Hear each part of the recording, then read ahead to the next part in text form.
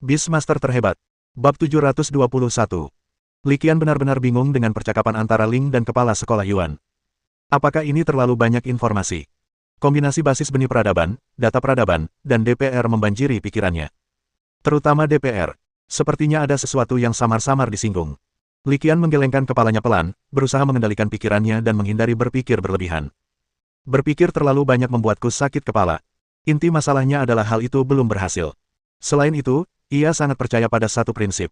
Ketika Anda memiliki kekuatan, semua misteri akan terungkap. Saya sudah setuju. Sekarang beritahu saya syaratnya, kata kepala sekolah Yuan sambil tersenyum. Zero melirik sekeliling. Syarat kami sangat sederhana, hanya dua.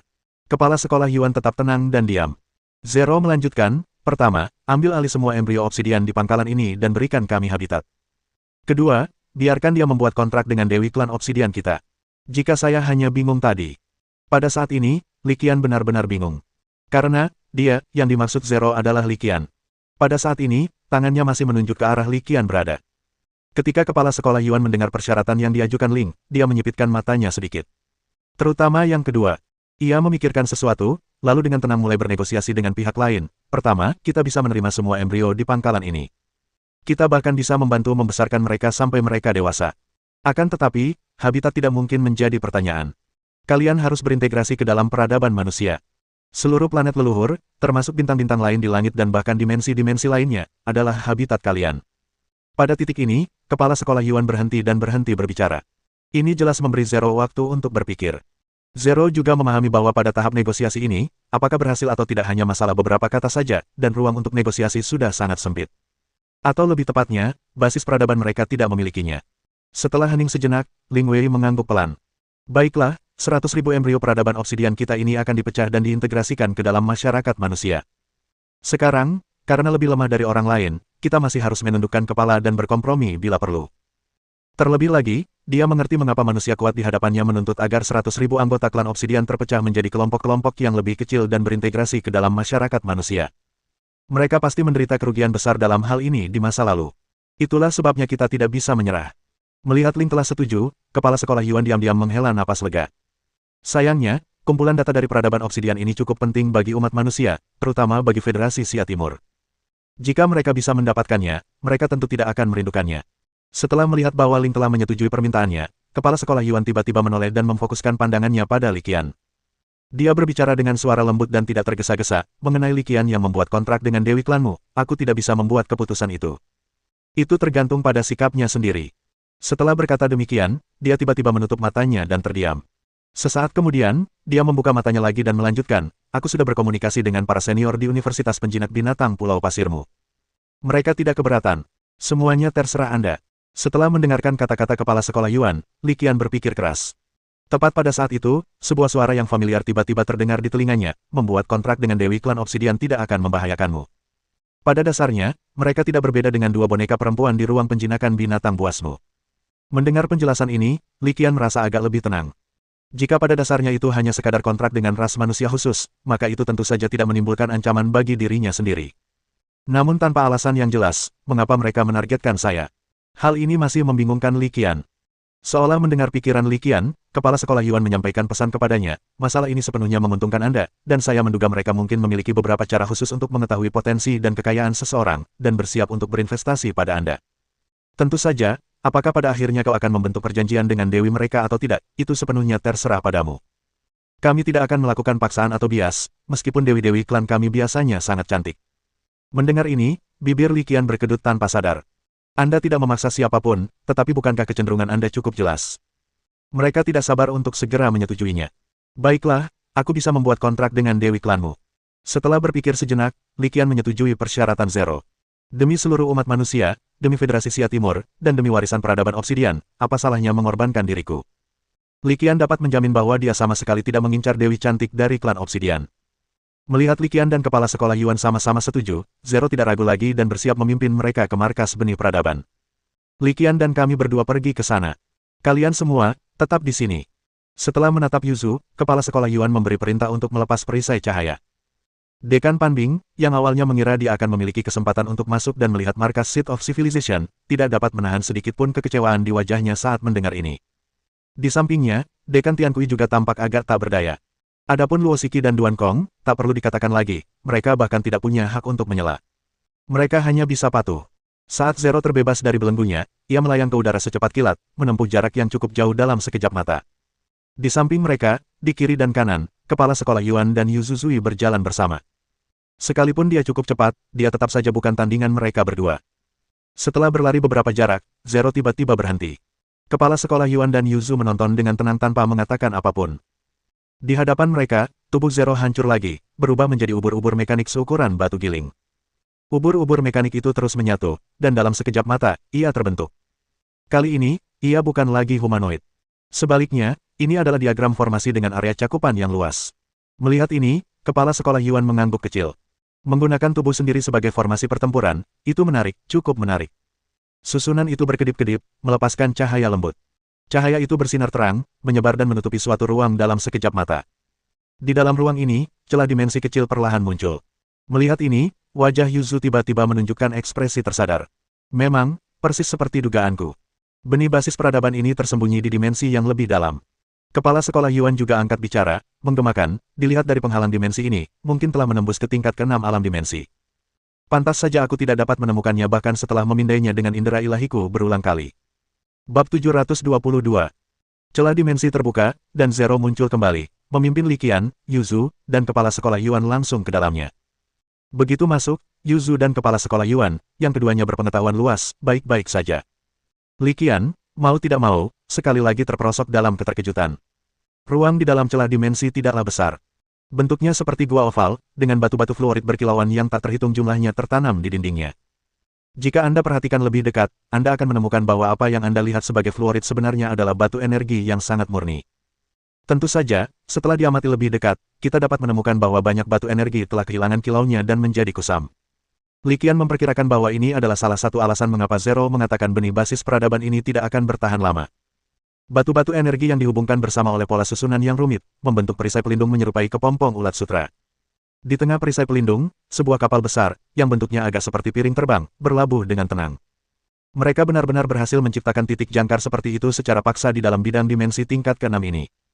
Yu Zu menatap kapal yang mengapung dengan tenang di ruang kepompong, suaranya sedikit terkejut. Melakukan hal itu tentu akan memberikan stabilitas spasial yang baik, tetapi konsumsi energinya juga akan sangat mencengangkan. Inilah kesulitan yang harus kita hadapi sekarang, kata Zero terus terang.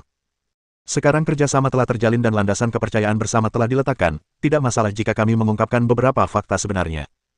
Terlebih lagi, mengingat ketajaman penglihatan Yu Zu dan kepala sekolah Yuan, begitu mereka memasuki ruang dimensi kecil ini, mereka dapat memahami banyak hal bahkan tanpa dia ungkapkan. Itulah mengapa lebih baik berbicara secara terbuka daripada menyembunyikannya. Kalian bertiga, tunggu sebentar. Setelah menjelaskan kesulitan yang dihadapi pangkalan, Zero tidak membuang waktu lagi dan langsung terbang ke dalam kapal. Karena mereka belum menerima undangan, baik Yu Zu maupun kepala sekolah Yuan bersabar dan tidak menerobos masuk. Sebagai seorang karami kecil, Li Qian tentu saja patuh pada kedua orang penting itu, tidak berani menimbulkan masalah. Siluet humanoid itu berubah menjadi seberkas cahaya dan terbang ke dalam kapal. Tak lama kemudian, ia terbang keluar lagi. Ketika ia terbang lagi, penampilannya telah berubah total. Ia bukan lagi sosok humanoid seperti sebelumnya, melainkan orang yang tingginya sekitar 2 meter, berkulit perunggu, dan memiliki sepasang tanduk kristal abu-abu transparan di kepalanya. Li Qian memandang orang ini dengan rasa ingin tahu. Apakah ini klan Obsidian? Ketika ia masih bingung, pertanyaan baru tak pelak lagi muncul dalam benaknya, apakah Zero ini laki-laki atau perempuan? Alasan Li Qian bergumam pelan adalah karena saat ini, Zero sepenuhnya tertutup baju zirah, sehingga mustahil untuk melihat ciri-ciri gender yang jelas. Wajahnya juga tampak agak androgini, halus, dengan sentuhan kepahlawanan. Di dekatnya, Yu Zu dan kepala sekolah Yuan sama-sama tidak dapat menahan diri untuk mengernyitkan alis ketika mendengar gumaman Li Qian. Gumamanmu, meskipun pelan, terdengar jelas oleh semua orang yang hadir, yang semuanya memiliki pangkat tertentu. Li Qian, bolehkah aku memanggilmu seperti ini? Zero, yang telah mengubah penampilannya, tentu saja mendengar gumaman Li Qian. Ia menatap Li Qian dan berkata dengan suara lembut. Mendengar ini, Li Qian segera menjawab dengan cemas, tentu saja, tentu saja. Ini adalah master yang setara dengan Yu Zu dan kepala sekolah Yuan. Ini bukan pilihan, ini keharusan. Lagi pula, agak memalukan jika orang lain mendengar saya berkicau pelan. Zero mengabaikan rasa malu Li Qian dan terus menatapnya sambil tersenyum, lalu berkata, sebenarnya, ubur-ubur mekanik yang kau lihat tadi hanyalah pembawa kesadaranku. Tubuh mekanik ini adalah salah satu wujud asliku. Tubuh mekanis. Li Qian mendengarkan kata-kata Zero dan dengan akurat memahami informasi kuncinya. Zero tidak menghindar dari pertanyaan itu dan langsung mengangguk. Ya, tubuhku ini hanyalah tubuh mekanis. Tidak masalah apakah itu laki-laki atau perempuan. Selama aku mau, aku bisa bebas berganti antara laki-laki dan perempuan. Mendengar ini, Li Qian tidak dapat menahan diri untuk tidak mendecak lidahnya. Karakter kejam yang bisa berganti-ganti antara pria dan wanita dengan bebas adalah seseorang yang tidak bisa aku ganggu. Tanpa jeda, Zero melanjutkan, bagi kami para penguasa pikiran mekanis, tubuh sebenarnya tidak sepenting itu. Jiwa dan kesadaranlah inti sejatinya. Tapi tanpa tubuh, hanya inti, mungkin tak akan mampu mengerahkan banyak kekuatan tempur, selain Yuzu di saat yang tepat. Faktanya, dia telah menyadari beberapa masalah sejak Zero muncul kembali setelah berganti tubuh. Dia bisa merasakan bahwa Zero berada pada level yang lebih tinggi daripada dirinya, tetapi kekuatan tempurnya sebenarnya jauh lebih rendah daripada dirinya sendiri. Seperti halnya mobil yang mesinnya bagus tetapi tidak memiliki roda, ia tidak dapat berjalan.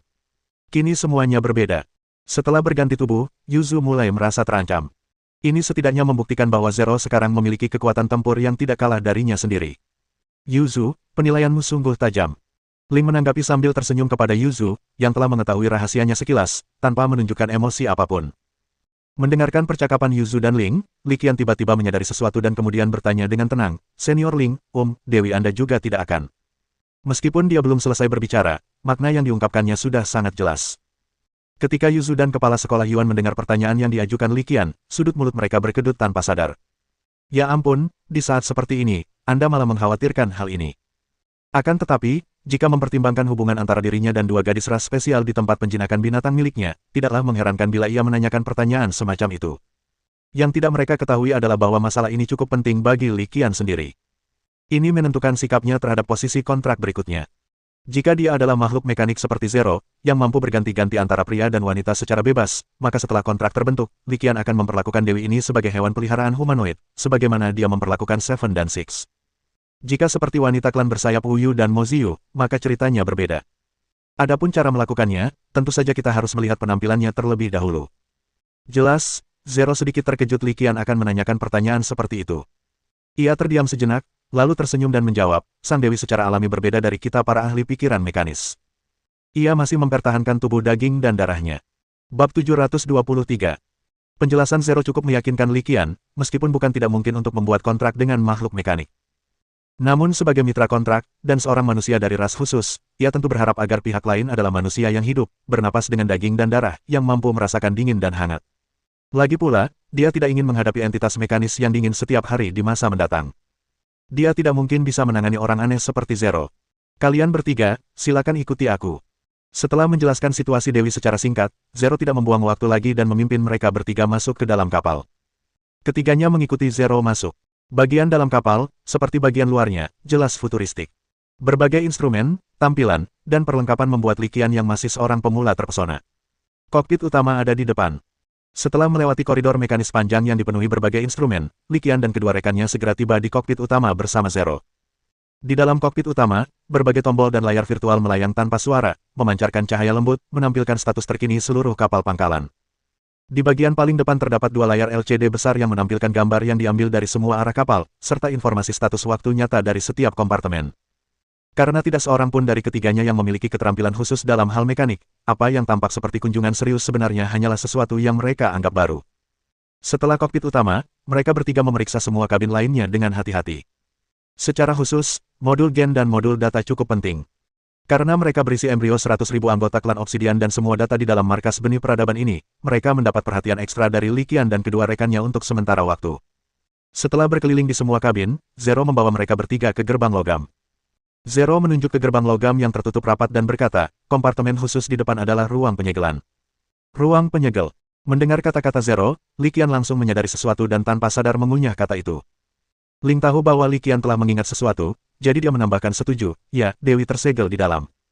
Saat dia berbicara, Zero sudah bergerak mendekat, dan saat dia semakin dekat, layar elektronik tiba-tiba muncul di samping gerbang logam. Zero berdiri tak bergerak di depan layar elektronik, dan kemudian, setelah beberapa saat, gerbang logam itu terbuka perlahan. Melihat ini, Li Qian merasa agak kagum, tetapi kepala sekolah Yuan segera mengenali teknologi yang digunakan, apakah ini kunci resonansi kesadaran? Ya, Zero mengangguk, tidak berusaha menyembunyikan apapun dan langsung mengakui fakta itu. Melihat ini, mata Li Qian berkedip sedikit, dan dia langsung teringat sesuatu.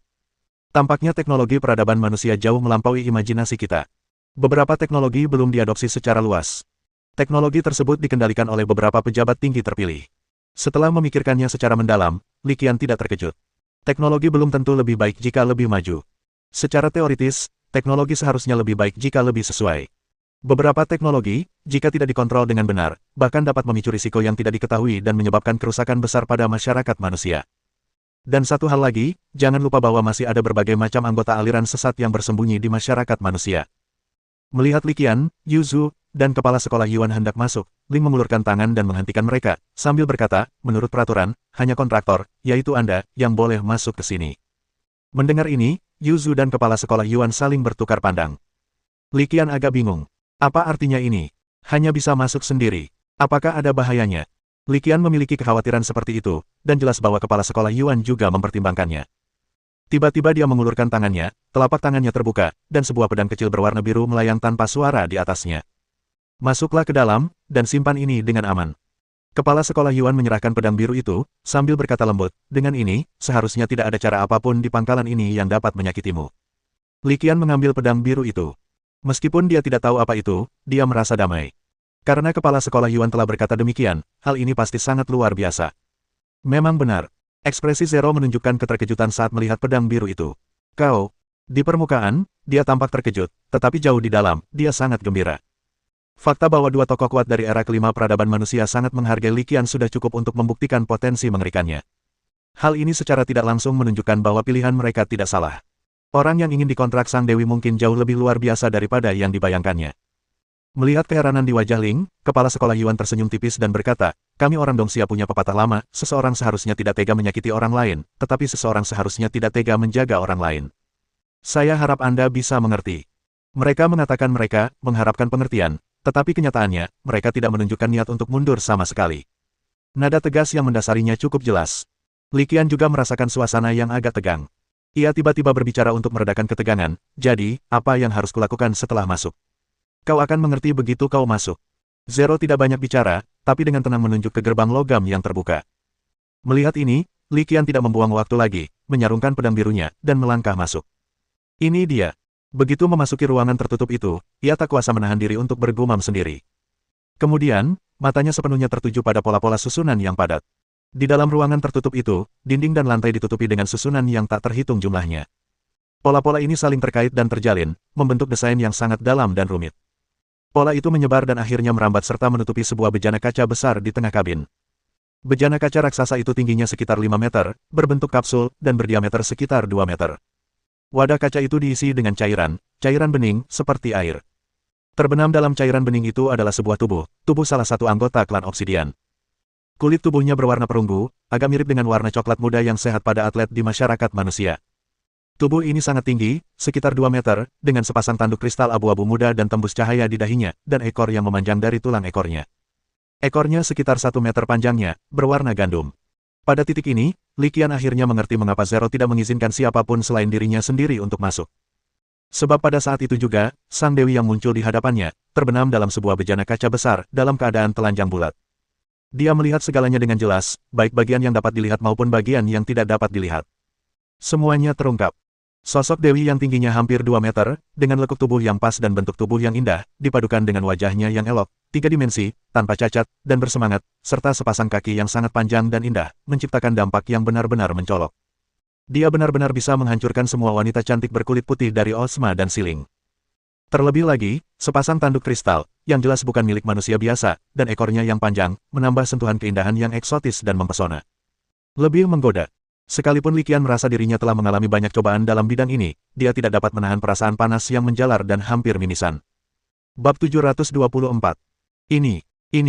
Melihat Dewi Obsidian yang terbenam dalam cairan bening itu, apalagi dalam keadaan telanjang bulat seperti ini, Li Qian kehilangan kata-kata. Setelah melihat-lihat, ia secara bertahap membuat beberapa penemuan yang tidak biasa. Dia melihat bahwa susunan rune yang padat tidak hanya menutupi permukaan gelas. Rangkaian rune yang menyebar akhirnya menembus dinding bagian dalam wadah kaca. Atau, lebih tepatnya, dinding bagian dalam juga menampilkan jalinan rune. Dengan demikian, susunan rune yang padat menyelimuti Sang Dewi di dalam bejana kaca, hampir mengubahnya menjadi kepompong.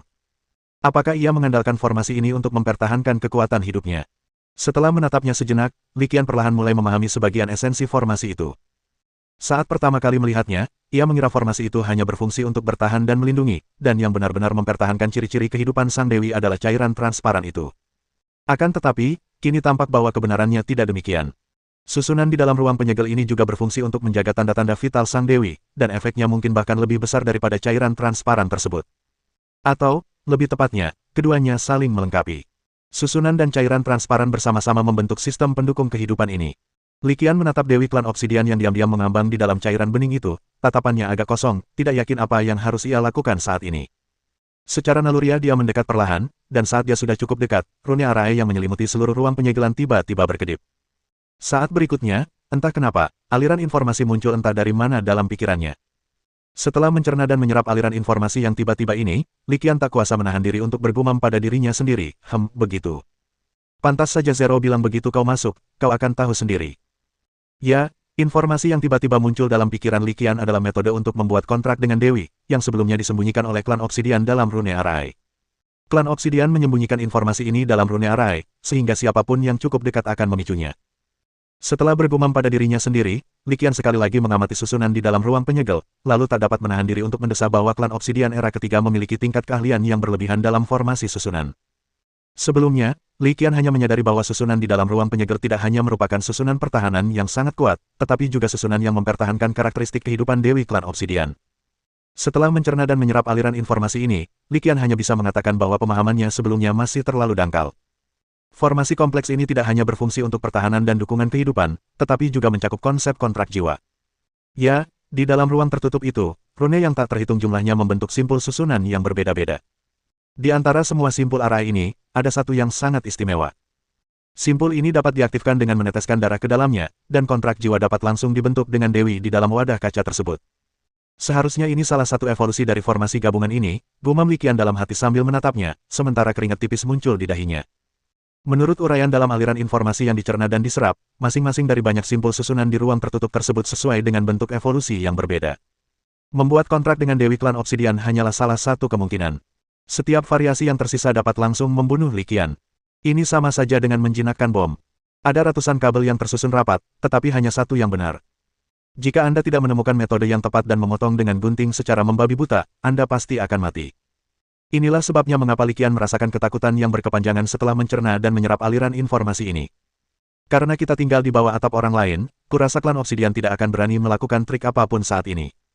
Dipandu oleh arus informasi, Li Qian tidak ragu-ragu dan segera menuju ke depan simpul susunan itu.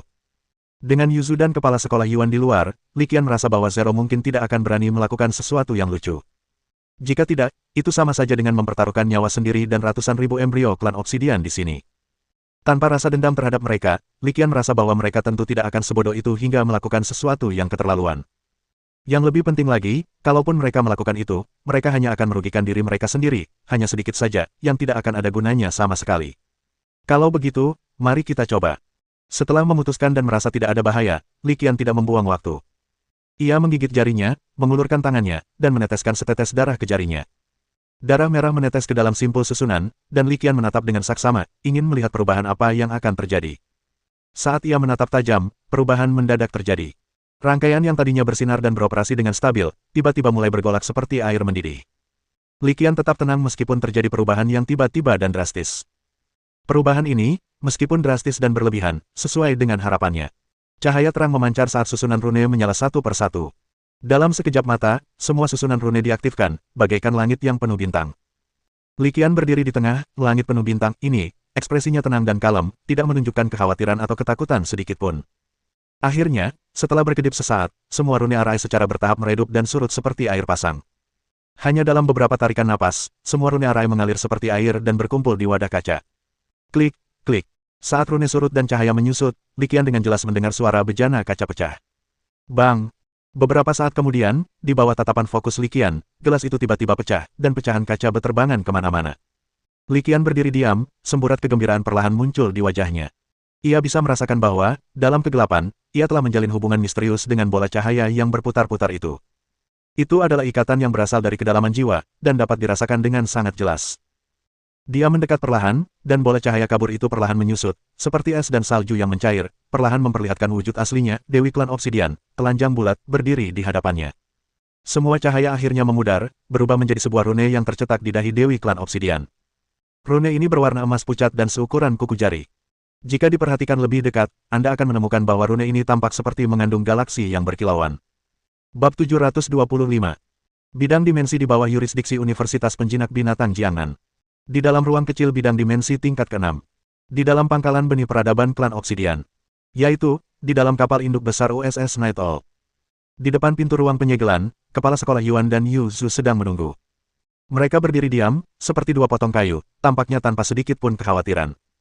Zero, yang juga berdiri di samping, menunjukkan sedikit kecemasan di wajah mekanisnya.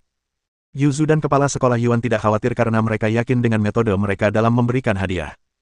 Mereka sangat yakin bahwa meskipun menghadapi bahaya yang tidak terduga, keselamatan Li Qian dapat dijamin. Adapun Zero, kekhawatirannya juga mudah dimengerti. Masalah ini, bagaimanapun juga, menyangkut hidup dan mati sisa-sisa klan Obsidian mereka. Lagi pula, dia tidak bisa menjamin 100% bahwa Sang Dewi akan puas dengan guru yang telah dipilihnya untuknya. Tetapi ini sudah menjadi solusi optimal saat ini. Sebelum ia memutuskan untuk tidur, Nabi Besar itu memberinya kristal nubuat. Sesuai petunjuk Sang Nabi Besar, Sang Dewi dapat dititipkan kepada siapa saja yang mampu membuat kristal ramalan itu berkilau. Atas dasar itulah dia mengajukan permintaan kepada Li Qian untuk membuat kontrak dengan Dewi sisa garis keturunan klan Obsidian mereka. Namun, akan menjadi aneh jika Sang Dewi meminta bukti setelah kontrak selesai. Baru saja, setelah bertemu Li Qian, kristal ramalan itu memang berkedip, tetapi dengan cepat hancur. Ya, runtuh. Ia hancur menjadi tumpukan kecil bubuk. Dia juga benar-benar bingung dengan situasi ini. Mengenai alasannya, dia benar-benar bingung. Hanya dapat diduga samar-samar bahwa energi spiritual dalam kristal ramalan mungkin sebagian besar hilang karena waktu penyimpanan yang sangat lama. Tepat ketika Yu Zhu dan yang lainnya menunggu di depan ruang penyegelan dengan perasaan yang berbeda, seluruh cahaya di dalam ruang penyegelan menyatu menjadi tanda emas pucat di antara alis Dewi Obsidian. Tubuh tinggi, proporsional, kuat, dan penuh keindahan liar kemudian ditampilkan telanjang di hadapan Li Qian. Li Qian yakin dia telah bersama banyak wanita dan mengalami banyak godaan, jadi dia pikir dia memiliki pengendalian diri yang baik. Tetapi saat ini, menghadapi tubuh yang benar-benar di luar imajinasinya, dia masih belum bisa mengendalikan dirinya. Dia bahkan berspekulasi bahwa mungkin karena dia telah berlatih di alam dimensi selama beberapa hari terakhir dan tidak nyaman melakukan itu dengan Wu Yu dan yang lainnya, energinya telah terakumulasi terlalu banyak, itulah sebabnya tekadnya telah sangat berkurang. Tubuhnya yang tinggi dan indah melayang tanpa suara di udara. Pada suatu saat, Li Qian jelas merasakan tekanan samar yang memancar darinya. Apakah akan terbangun? Merasakan tekanan samar itu, Li Qian tak bisa menahan diri untuk bertanya-tanya. Dia menatap dengan saksama, dan benar saja, mata tubuh itu perlahan terbuka pada saat berikutnya. Li Qian melihat matanya terbuka, dan pupil matanya berwarna emas gelap, berisi bintang-bintang yang tak terhitung jumlahnya, persis seperti tanda di antara kedua alisnya. Dewi Obsidian membuka matanya dan menatap Li Qian, sedikit rasa ingin tahu terlihat di matanya. "Apakah Anda, tuanku?" Tanyanya, suaranya merdu, dengan aura wibawa yang alami, menarik namun dengan sedikit nada ceria.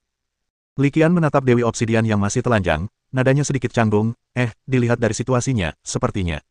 Ya, setelah mengatakan itu, dia tiba-tiba menyadari sesuatu dan langsung bertanya, "Bukankah kamu baru saja bangun? Bagaimana kamu tahu bahasa umum peradaban manusia era kelima kita?" "Seharusnya nol." Dewi Obsidian melirik ke sekeliling, mengamati dinding dan lantai kosong yang tersisa setelah formasi itu menghilang. Ia membuat beberapa tebakan, dia menanamkan sistem bahasa peradaban ini ke dalam formasi ini. "Tadi, aku menyerap bagian ingatan itu. Aku mengerti." Li Qian tampak tercerahkan, memalingkan kepalanya sedikit, agak tidak mampu menatap langsung ke arahnya. Dulu, ketika orang tersebut pingsan, tidak masalah untuk melihat, dan tidak mungkin ada yang tahu. Tapi sekarang, jika kita terus melihat di depan mereka, rasanya agak kurang ajar. Meskipun Li Qian tidak menganggap dirinya seorang pria sejati, ia masih memiliki beberapa prinsip dasar. Setidaknya dia tidak akan melakukan sesuatu yang akan memberinya keuntungan yang tidak adil. Melihat Li Qian sedikit menoleh, Dewi Obsidian menundukkan kepalanya dan melirik tubuhnya sendiri. Setelah menyadari bahwa dirinya benar-benar telanjang, dia tidak segera mengambil tindakan, tetapi hanya berdiri di sana, menghadap Li Qian. Senyum tipis bahkan muncul di sudut mulutnya. Berjalan mendekat dan menghadap Li Qian, ia menatapnya, sedikit mengernyit. "Kau terlihat agak muda." Li Qian tertegun sejenak setelah mendengar apa yang dikatakan Dewi Obsidian. "Apa-apaan ini? Bagaimana apanya?" Setelah menyadari maksudnya, bibirnya berkedut. "Ini era kelima. Tinggi rata-rata manusia di era kelima sekitar 1,8 meter. Tinggiku tidak pendek di antara manusia." "Manusia, era kelima." Dewi Obsidian merenungkan informasi kunci dalam kata-kata Li Qian, agak bingung. Tampaknya Zero hanya mentransmisikan sistem bahasa kepadanya, dan tidak mengetahui hal lain. Karena apa yang disebut era merupakan metode pembagian peradaban manusia di era ini, wajar saja jika Dewi Obsidian tidak mengetahuinya. Untuk memberinya gambaran tentang era kelima, Li Qian menambahkan, era di mana peradaban Obsidian Anda berada adalah era ketiga. Setelah mendengarkan penjelasan Li Qian, Dewi Obsidian terdiam sejenak, lalu menghela napas panjang. Tak kusangka dua era telah berlalu dan alam semesta ini sudah hancur dua kali. Mengabaikan ucapan Dewi Obsidian, Li Qian memecah keheningan. Ngomong-ngomong, siapa namamu? Kau bisa memanggilku, Bulan Merah. Dewi Obsidian menarik pandangannya yang agak linglung dan memfokuskannya kembali pada Li Qian. Dia memandang Li Qian dari atas ke bawah seakan-akan dia adalah mainan. Li Qian merasa sedikit tidak nyaman dengan tatapannya, jadi dia segera angkat bicara untuk mengganti topik. Fei Yue, bisakah kamu pakai baju dulu? Mendengar ini, Dewi Obsidian Scarlet Moon melihat dirinya sendiri lagi, lalu berjalan menuju salah satu ruang penyegelan. Dia menekan suatu titik pada dinding bilik penyegel, dan segera melihat titik pada dinding itu tiba-tiba ambruk, menampakkan sebuah cincin yang berkilau samar dalam ceruk itu. Fei Yue mengambil cincin itu dan memakainya di jari tengahnya. Setelah mengenakan cincin itu, dia melambaikan tangannya dengan lembut, dan jubah merah dan hitam muncul di tubuhnya, menutupi sosoknya yang anggun. Sementara Fei Yue sibuk dengan hal lain, Li Qian mulai memeriksa dirinya sendiri. Dia mengeluarkan cermin, mengamati dirinya, dan menemukan ada tanda emas muda yang mirip dengan Fei Yue di antara kedua alisnya. Baru saja, ketika Li Qian sedang membentuk kontrak dengan Fei Yue, dia menyadari ada sedikit sensasi terbakar di antara kedua alisnya. Sebelumnya, ia sudah menduga bahwa kontrak jiwa ini juga akan meninggalkan bekas padanya. Kalau dipikir-pikir lagi, dugaanku benar. Saat memperhatikan tanda emas pucat, Li Qian juga menemukan bahwa salah satu slot kontraknya yang sebelumnya kosong belum hilang. Satu lagi slot kontrak tambahan, kalau begini terus. Setelah mengetahui bahwa slot kontrak itu masih tersedia, senyum tipis muncul di wajah Li Qian. Berpikir bahwa ia akan menghadapi Wu Yu, Mo Ziyu, dan Fei Yue selanjutnya, Li Qian segera menepis pikiran-pikiran tidak realistis yang berkecamuk di benaknya. Lupakan saja, jangan lanjutkan tren ini. Kalau terus begini, aku benar-benar tak tahan lagi. Meskipun saat ini belum ada rencana untuk mengembangkan hubungan dengan Fei Yue seperti dengan Wu Yu dan Mo Ziyu. Namun, Li Qian tahu betul bahwa, mengingat adanya kontrak jiwa, hanya masalah waktu sebelum hubungan semacam itu berkembang. Selain mereka bertiga, ada juga seorang gadis kecil bernama Sun Ruirui. Mereka dapat dengan mudah membuat meja mahjong. Sambil mendesah penuh penyesalan, Li Qian telah bertekad bahwa dia tidak akan memprovokasi mereka lagi kecuali benar-benar diperlukan. Yah, tampaknya kasus seperti Fei Yue benar-benar di luar dugaan, dan dia sendiri tidak mengantisipasinya. Setelah memeriksa posisi kontraknya, Li Qian kemudian memeriksa kekuatan mental dan kondisi fisiknya. Kekuatan mentalnya juga cukup baik, dia bahkan berhasil mencapai tingkat ketiga kaisar. Kebugaran fisiknya juga meningkat pesat. Namun, pemeriksaan ini memberinya kegembiraan yang tak terduga. Merasa fisiknya membaik, Li Qian tak dapat menahan diri untuk menebak, sepertinya klan Obsidian juga merupakan ras yang sangat kuat. Setelah memeriksa kondisinya sendiri, dia segera mengalihkan perhatiannya ke Fei Yue. Tingkat kaisar puncak. Li Qian sedikit terkejut saat melihat Dewi Obsidian yang telah berganti jubah hitam dan merah. Sepertinya dia, kakak perempuan, lain yang kekuatannya telah dibatasi oleh kekuatan spiritualku. Namun, tidak mengherankan jika seorang dewi dari klan Obsidian memiliki kekuatan seperti itu. Dengan mengingat hal itu, Li Qian mengaktifkan Eye of True Sight dan mulai memeriksa informasi Fei Yue. Nama, klan Obsidian, Bulan Merah. Atribut, Roh. Pangkat, Kaisar tingkat ke-9. Potensi, tingkat Dewa. Keahlian, gelombang mental sempurna, lonjakan mental sempurna, dampak mental sempurna, gelombang ilusi, sempurna, hipnosis sempurna, mimpi buruk sempurna, badai mental sempurna, penghalang mental sempurna, medan mental sempurna, transformasi, spesial, teknik tertinggi, kerajaan abadi, master, teknik tertinggi, sentuhan 8 dewa, mahir, reinkarnasi, keahlian ilahi. Ini. Melihat informasi Fei Yue yang dilebih-lebihkan, yang membuatnya mempertanyakan keberadaannya sendiri, Li Qian terdiam sesaat dan tidak tahu harus berkata apa. Beberapa informasi bahkan di luar pemahamannya. Misalnya, peringkat dewa, dan keterampilan dewa. Selain itu, kemampuan keterampilan Fei Yue yang sangat tidak normal juga agak tidak dapat dipercaya. Li Qian merasa seolah-olah telah bersentuhan dengan dunia baru. Dia juga mempunyai beberapa tebakan tentang tingkat dewa, dan keterampilan ilahi, tetapi tebakan-tebakan ini masih sekadar tebakan untuk saat ini. Aku harus bertanya pada Dekan Fei setelah aku kembali ke Universitas Penjinak Binatang Sazu untuk mencari tahu. Adapun Dekan Fei, Li Qian 100% yakin bahwa dia mengetahui informasi ini. Memikirkan hal ini, dia menahan keinginan untuk segera menanyai Fei Yue dan tetap tenang. Dalam arti tertentu, Fei Yue adalah binatang peliharaannya, jadi bertanya padanya akan membuatnya tampak bodoh. Cukup. Setelah berpakaian, Fei Yue menyadari Li Qian sedang menatapnya, dan ia sedikit bingung. Kenapa kau menatapku seperti itu? Informasi atributmu. Li Qian ragu sejenak, lalu tiba-tiba berhenti. Oh, hampir lupa. Sebagai gurumu, kau bisa melihat informasiku. Mendengar perkataan Li Qian, Fei Yue langsung mengerti maksudnya dan tersadar. Saat aku memutuskan untuk tidur, aku langsung menggabungkan gen 6 hewan peliharaan tipe roh, jelasnya dengan santai, tanpa terlalu memperhatikan. Saya mengerti, tidak heran datanya begitu luar biasa. Li Qian menghela napas panjang, lalu tiba-tiba teringat sesuatu. Jadi, masih bisakah kau membuat kontrak dengan hewan peliharaan? Fusi gen tidak datang tanpa harga, kata Fei Yue dengan santai, menjelaskan semuanya dalam satu kalimat. Setelah mengetahui semua yang ingin diketahuinya, Li Qian tidak membuang waktu lagi dan melangkah keluar dari ruang penyegelan. Tepat saat itu, suara Fei Yue tiba-tiba terdengar, ngomong-ngomong, ada yang ingin kutanyakan padamu. Menurut standar estetika manusia di era kelima, apakah aku cantik? Li Qian terdiam sejenak, lalu terbatuk pelan, batuk-batuk-batuk. Ini tidak penting, kan? Kurasa itu masih cukup penting. Fei Yue memiringkan kepalanya, tampak agak bimbang dengan masalah itu. Indah, sangat indah. Li Qian tidak punya pilihan selain mengatakan yang sebenarnya. Fei Yue tersenyum dan tiba-tiba mengganti topik, dibandingkan dengan dua wanita lain di tempat penjinakan binatangmu. Kau bisa merasakan kehadiran mereka. Mata Li Qian melebar, wajahnya dipenuhi keheranan. Senyum Fei Yue tetap tak berubah. Kontrak jiwa kita sungguh istimewa. Lagi pula, bakatku dalam formasi susunan luar biasa, bahkan di seluruh peradaban obsidian. Pada hakikat, kontrak hanyalah suatu jenis pembentukan. Atau lebih tepatnya, ini adalah cabang formasi khusus. Wajar saja jika Fei Yue memiliki bakat luar biasa dalam formasi dan memiliki beberapa keterampilan khusus dalam kontrak. Ayo pergi. Akan ada banyak kesempatan untuk membahas hal-hal ini nanti. Sekarang, kita harus keluar. Li Qian tidak melanjutkan pembicaraan dengan Fei Yue tentang kecantikannya atau tidak. Ia menunjuk ke lubang palka kapsul penyegel. Dia tahu betul bahwa hal semacam ini tidak mungkin diurai. Jika Anda bertindak terlalu jauh, Anda hanya akan menyinggung kedua belah pihak. Jika kita tinggal lebih lama lagi, orang luar akan khawatir. Setelah mengatakan itu, Li Qian memimpin jalan dan berjalan mendekat. Dia berjalan ke pintu ruang penyegelan, lalu menoleh dan menatap Fei Yue. Fei Yue mengerti maksud Li Qian dan melambaikan tangannya dengan lembut. Tepat saat dia melambaikan tangannya, disertai suara berdengung, pintu ruang penyegel akhirnya terbuka. Keduanya berjalan keluar berdampingan, dan secara visual, Li Qian bahkan memberikan kesan mungil dan bergantung padanya. Ketika Yu Zu dan kepala sekolah Yuan melihat adegan ini, mereka tidak bisa menahan tawa. Kepala sekolah Yuan memperhatikan tanda emas pucat di dahi Li Qian dan segera menggunakan kekuatan spiritualnya untuk merasakannya. Ia menyadari bahwa itu hanyalah tanda kontrak jiwa khusus dan tidak akan membahayakan Li Qian. Ia pun menghela napas lega. Dewi, Zero sangat gembira saat melihat Fei Yue keluar. Zero, kau sudah melewati masa-masa sulit selama bertahun-tahun ini. Fei Yue menatap Zero dan melihat wujud mekanisnya yang familiar, dan sesaat, ia merasakan haru. Bab 726.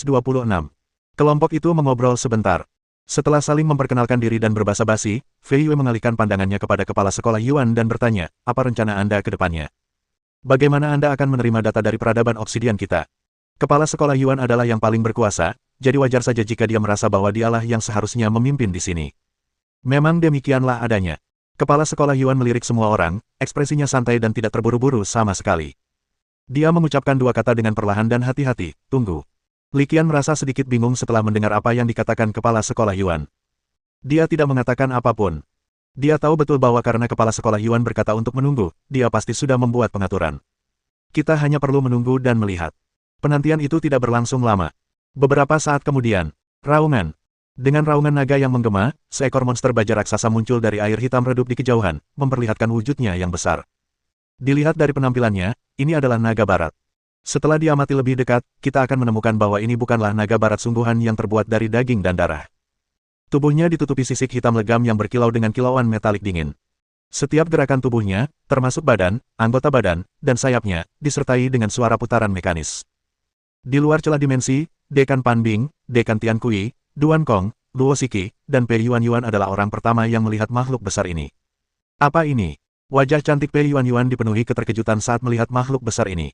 Meskipun dia juga seorang mahasiswa di Universitas Penjinak Binatang Jiangnan, bagaimanapun juga, dia hanyalah seorang mahasiswa biasa.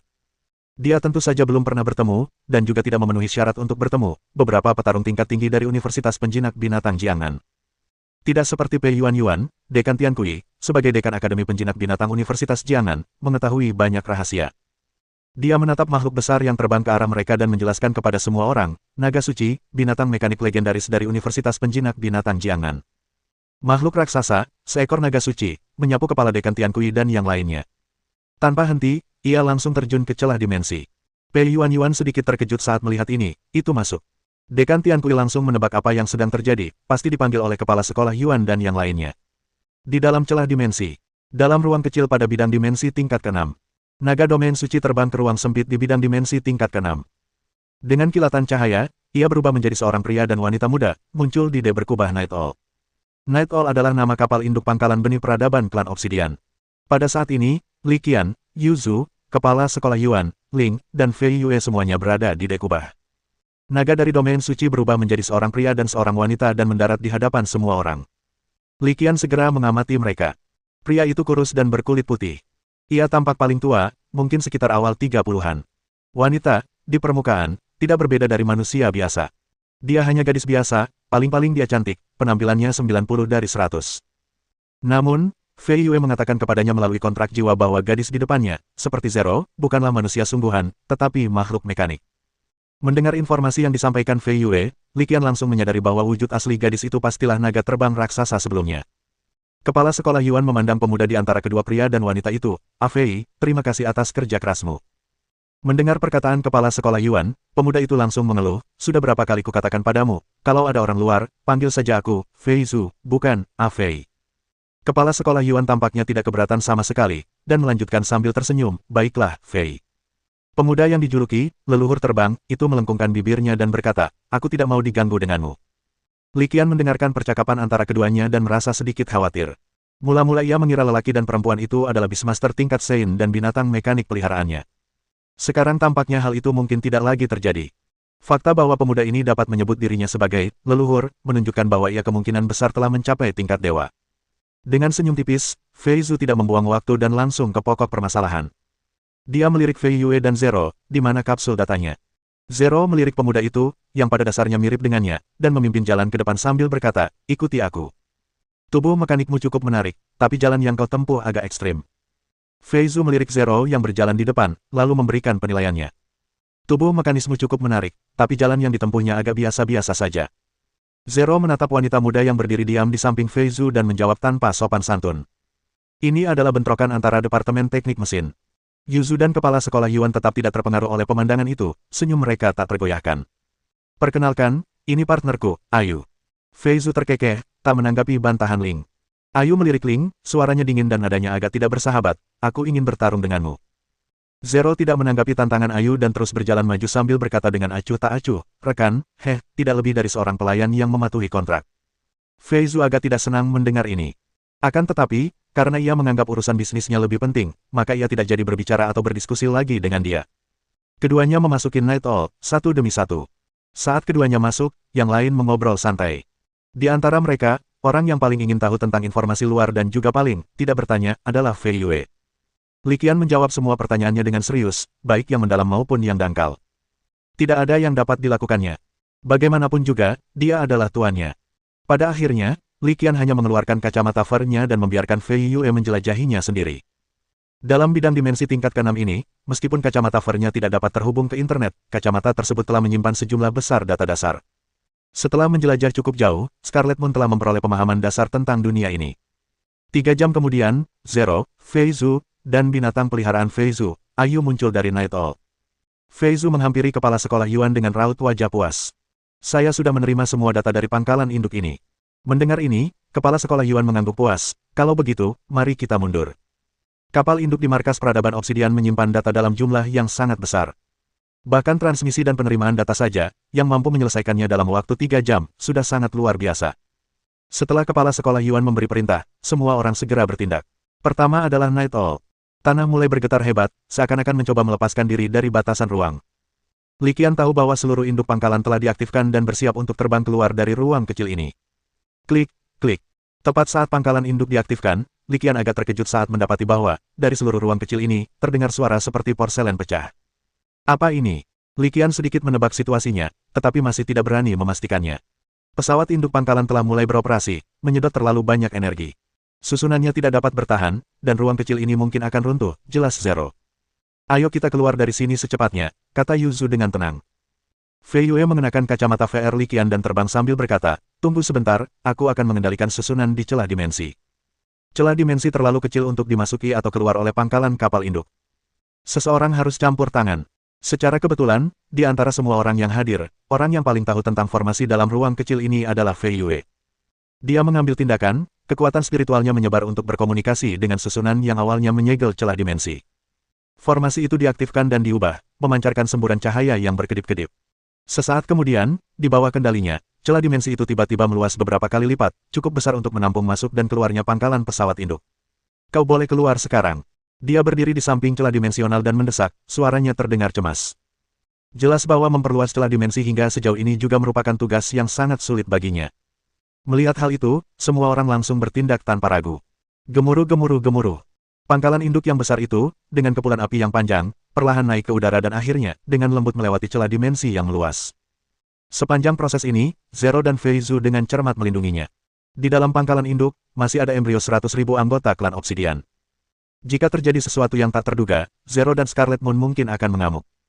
Untungnya, dengan perlindungan semua orang, pangkalan induk melewati celah dimensi tanpa insiden dan tiba di dunia luar. Yaitu, di Blackwater Abyss tempat reruntuhan Obsidian berada. Setelah pangkalan induknya berhasil dievakuasi, Fei Yue menghela napas panjang, tidak lagi menahan, dan segera menarik energi mentalnya. Saat energi mental ditarik, keretakan dimensi besar mulai menyusut, menjadi semakin kecil. Melalui celah dimensi, Li Qian melihat bahwa di dalam ruang sempit itu, rune mulai meredup, angin kencang mulai muncul, dan langit tampak memiliki lubang menganga yang besar. Ruang kecil ini telah menyelesaikan misinya dan mencapai akhir hidupnya, kata Fei Yue dengan sedikit emosi. Dia sudah tidur di sini begitu lama, dia pasti punya perasaan terhadapnya. Apa langkah selanjutnya? Di atas reruntuhan-reruntuhan obsidian, sebuah kapal induk raksasa melayang. Zero mengerutkan kening dan menatap kepala sekolah Yuan. Memindahkan pangkalan induk sebesar itu dari Blackwater Abyss ke Universitas Penjinak Binatang Jiangnan cukup merepotkan. Tentu saja, pemindahan itu sendiri tidak merepotkan. Masalahnya terletak pada kejadian tak terduga yang mungkin terjadi di sepanjang jalan. Kapal induk sebesar itu terlalu mencolok. Tunggu. Kepala sekolah Yuan melirik ke arah pangkalan kapal induk, tampak tenang dan santai, tanpa rasa khawatir atau cemas. Melihat ini, semua orang hanya bisa menunggu dan melihat. Kepala sekolah Yuan tersenyum dan mengalihkan pandangannya ke Fei Zhu. Fei Zhu terkekeh dan melemparkan sesuatu. Dia datang untuk memberikan dukungan dengan dua tujuan. Pertama, dia menggunakan hewan peliharaan bertipe mekaniknya untuk menyimpan dan menyalin data klan Obsidian guna memastikan data tersebut sepenuhnya aman. Kedua, kami bawa ini. Setelah dia melemparkannya, benda itu melayang di udara, memancarkan kilauan seperti bintang. Fei Yue menatap benda di udara, yang berkilauan dengan cahaya bintang dan berbentuk seperti obor, dan matanya sedikit menyipit. Ini koordinat titik jangkar spasial. Usahamu sungguh mengesankan. Fei Zhu sedikit terkejut karena Fei Yue mengenali apa yang telah dikeluarkannya. Apa maksudmu? Tidak seperti Fei Yue, Li Qian benar-benar bingung. Kepala sekolah Yuan tidak menjelaskan, tetapi tersenyum penuh arti dan berkata, kalian akan mengetahuinya sebentar lagi. Li Qian tidak punya pilihan selain menonton dengan tenang sementara kepala sekolah Yuan membuatnya tetap tegang. Sesaat kemudian, terjadi perubahan. Di dalam air hitam, cincin rune mulai beriak keluar dari pusat titik jangkar spasial berbentuk obor. Tulisan-tulisan itu makin lama makin cemerlang dan tak lama kemudian, menerangi seluruh ruang bawah laut. Rune tersebut bersinar semakin terang, tetapi setelah mencapai titik tertentu, rune tersebut mengembun dan melayang di ruang bawah laut seperti cermin. Apa ini? Li Qian menatap dengan mata terbelalak, agak tidak percaya. Di ujung rune yang lain, seolah dipisahkan oleh selaput, tersaji pemandangan pegunungan hijau dan air jernih, burung berkicau, dan bunga bermekaran. Fei Yue menatap rune-rune itu, dan perlahan, ia menemukan beberapa petunjuk. Suaranya penuh kekaguman, susunan teleportasi spasial berskala besar yang mencakup 3 tingkat bidang dimensi. Keterampilan teleportasi spasial seperti itu tidak mudah bahkan bagi peradaban obsidian di puncaknya. Hal itu memerlukan perencanaan dan persiapan yang matang. Apa? Li Qian menarik napas dalam-dalam dan menunjuk ke pemandangan di balik membran transparan yang terhalang rune. Apa yang ada di sisi lain? Alam suci rahasia Universitas Penjinak Binatang Jiangnan, kepala sekolah Yuan menjelaskan dengan tenang. Meskipun Li Qian sudah membuat beberapa tebakan ketika Fei Yue menyebutkan, susunan teleportasi spasial berskala besar yang mencakup 3 tingkat bidang dimensi, konfirmasi itu masih membangkitkan gelombang emosi dalam dirinya. Tampaknya tidak hanya teknologi, tetapi juga penelitian masyarakat manusia terhadap formasi telah sepenuhnya melampaui imajinasinya sendiri. Di tengah keterkejutannya, ia merasakan gelombang kegembiraan dan antisipasi. Aku harus tumbuh dewasa secepatnya dan melihat tingkatan masyarakat manusia yang lebih tinggi. Untuk benar-benar sampai ke inti. Cepat bertindak, formasi ini tidak akan bertahan lama. Setelah menunjukkan kekuatannya dan mengejutkan kedua anggota klan Obsidian, kepala sekolah Yuan mendesak mereka. Susunan teleportasi besar-besaran ini, yang mencakup 3 tingkat bidang dimensi, terlihat agak berlebihan, dan faktanya memang demikian. Bukan hanya fungsinya saja yang dibesar-besarkan, tetapi juga konsumsinya. Setiap menit dan setiap detik, sejumlah besar batu energi terbakar. Jika ini terus berlanjut, bahkan Universitas Penjinak Binatang Jiangnan yang besar dan kuat pun akan merasakan dampaknya. Fei Yue mengangguk dan menatap Zero. Zero langsung mengerti maksudnya dan mengarahkan kapal induk pangkalan menuju membran rune. Ketika kapal induk pangkalan bersentuhan dengan membran rune, ia seperti lembu lumpur yang tenggelam ke dalam laut, tanpa menimbulkan riak. Mereka melewatinya dengan mudah. Mereka diangkut ke sisi lain dunia, tempat dengan pegunungan indah dan perairan jernih, tempat burung berkicau dan bunga bermekaran, alam suci Universitas Penjinak Binatang Jiangnan. Melihat hal ini, semua orang bertindak tanpa ragu, mengikuti di belakang dan ikut menyerbu juga. Bab 727. Pop.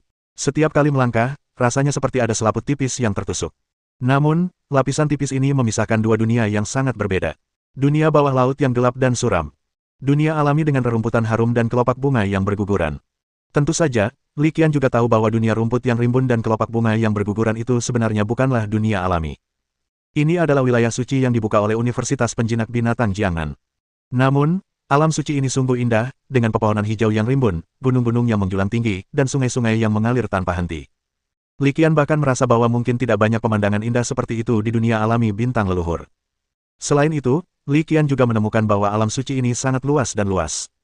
Melihat sekeliling, tidak terlihat ujungnya. Itu pasti jauh lebih besar dari alam rahasia No. 3 Universitas Penjinak Binatang Pulau Pasir, dan bahkan lebih besar dari alam rahasia No. 1. Li Qian melirik ke sekeliling, terpesona oleh pemandangan indah di sekitarnya. Namun, ketertarikan ini tidak bertahan lama, karena tatapannya segera tertuju pada sosok yang dikenalnya. Dekan Fei, apa yang membawamu ke sini?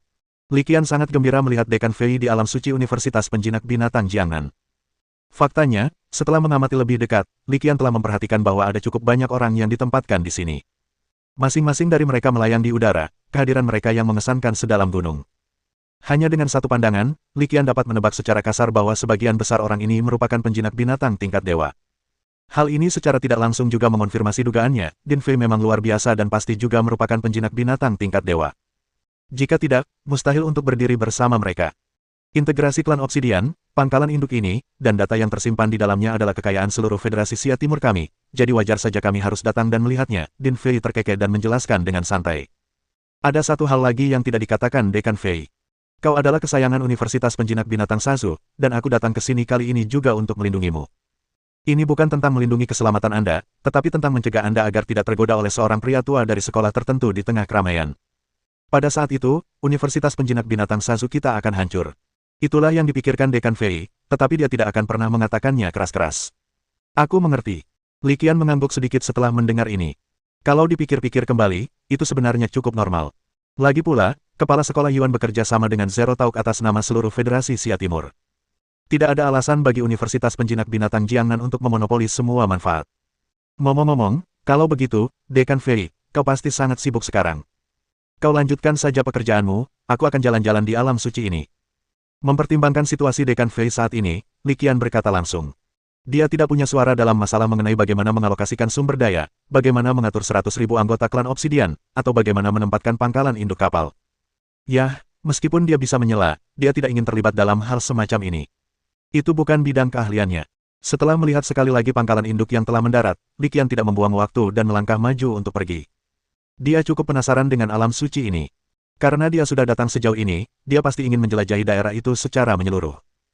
Dekan Panbing, bagaimana kalau kau temani Li Qian jalan-jalan di sini? Dekan Fei masih sedikit khawatir dengan orang-orang dari Universitas Penjinak Binatang Jiangnan, jadi dia memberi mereka instruksi ini. Oke, aku juga belum pernah ke sini sebelumnya. Ayo kita lihat-lihat bersama. Dekan Panbing mengerti maksud tersirat dari Dekan Fei dan langsung mengikutinya.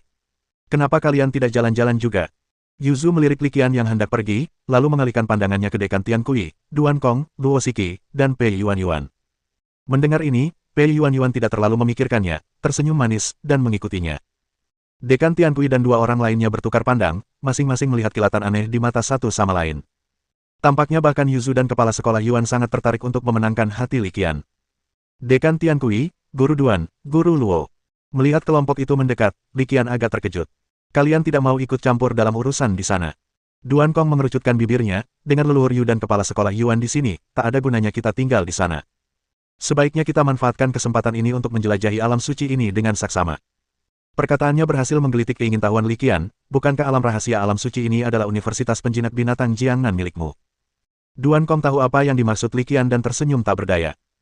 Ia menatap Dekan Tiankui di sampingnya, dengan ekspresi getir di wajahnya. Ya, Alam rahasia alam suci ini memang terletak di dalam Universitas Penjinak Binatang Jiangnan, tapi masuknya tidak semudah itu. Sebenarnya, di antara kita, hanya Dekan Tiankui yang pernah ke sini, dan kurasa dia jarang datang. Melihat Li Qian menatapnya dengan penuh tanya, Duan Kong menambahkan penjelasan lain.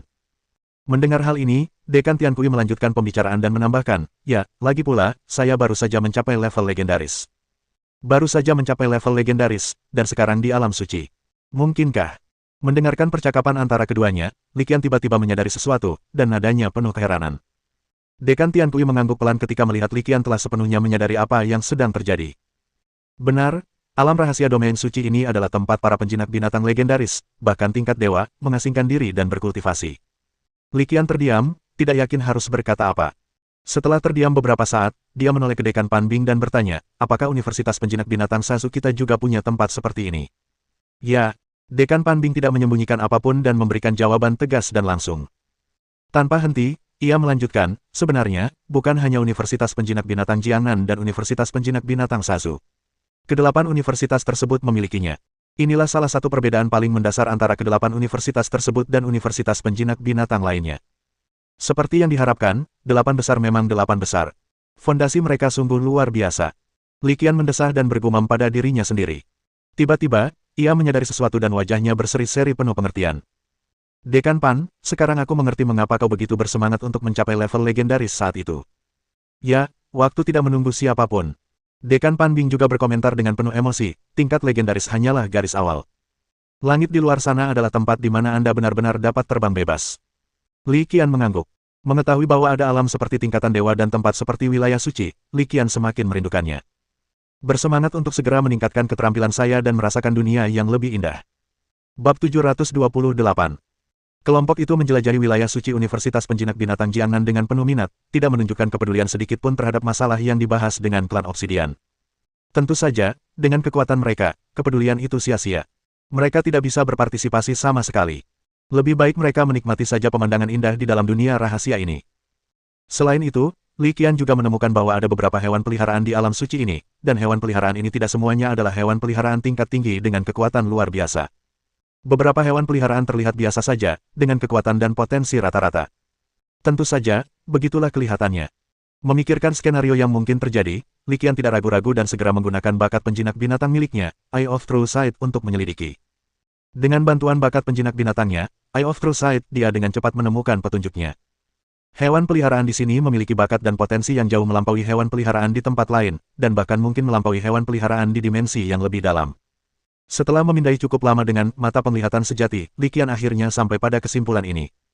Dekan Tiankui mengangguk pelan setelah mendengar ini. Itu wajar. Jangan tertipu oleh fakta bahwa banyak hewan peliharaan di sini terlihat biasa saja. Malahan, jika Anda menelusuri asal-usul mereka, setidaknya nenek moyang mereka legendaris.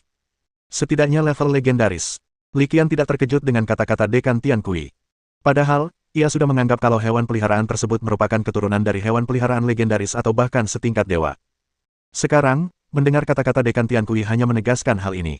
Kelompok itu kemudian mulai menjelajahi alam suci.